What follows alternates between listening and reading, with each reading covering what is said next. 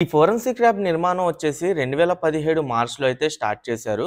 ఇది టోటల్‌గా central government project అయినా 2019 వరకు అయితే చాలా స్పీడ్‌గా వర్క్స్ జరిగాయి. దాని తర్వాత గవర్నమెంట్ మారిన తర్వాత అమరావతి పనులు ఆపేయడంతో వీటి నిర్మాణం కూడా ఆగిపోయింది. మళ్ళీ 2024 జూలై నుండి అయితే జెట్ స్పీడ్‌లో వర్క్స్ అయితే స్టార్ట్ చేశారు గవర్నమెంట్ మారిన తర్వాత నుండి అయితే.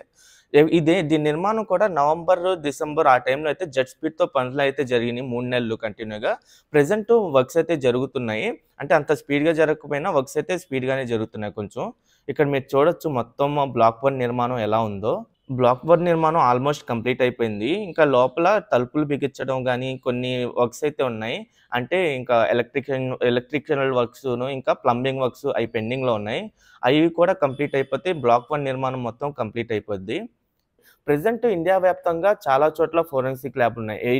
8 సిటీస్‌లో అయితే ఉన్నాయి. అది ఢిల్లీ, కోల్‌కత్తా, హైదరాబాదు, గువాహతి, పూణే, భోపాలు ఆ సిటీస్‌లో అయితే ఉన్నాయి. ఇది కంప్లీట్ అయితే మనకి ఆంధ్రప్రదేశ్‌లో ఇదే ఉండిద్ది.